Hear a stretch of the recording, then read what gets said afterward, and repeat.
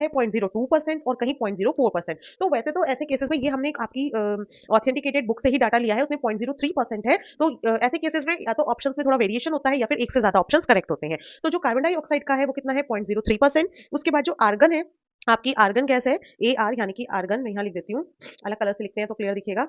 हाँ, A R argon gas ये कितनी प्रेजेंट है, ये है 0.93%।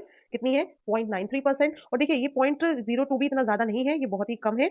ये मैंने 0.03% जो दिखाया हुआ है ये बहुत कम एरिया है। कभी आप सोचें कि मैम ने इतना सारा क्यों दिखाया है, तो ये है।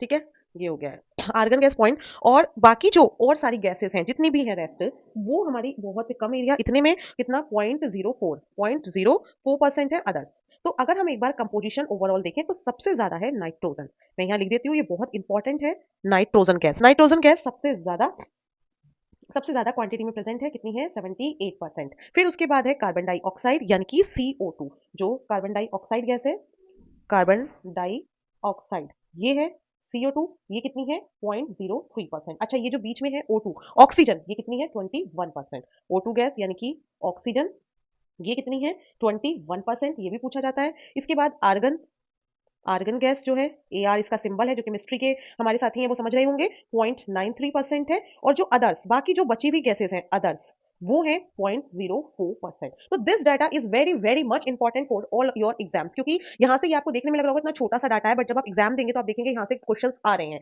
तो देन ये आप समझ लीजिए इतने से पेज से आपके 1 से 2 नंबर तो यही पक्के हो गए हैं। तो इस डाटा को आप नोट डाउन कर लीजिए, और अगर नोट्स चाहिए तो मैं आपको शेयर भी कर देंगे हम अपने टेलीग्राम चैनल पे, आप वहां से देख सकते हैं। बाकी आप लिख लीजिए, ठीक है।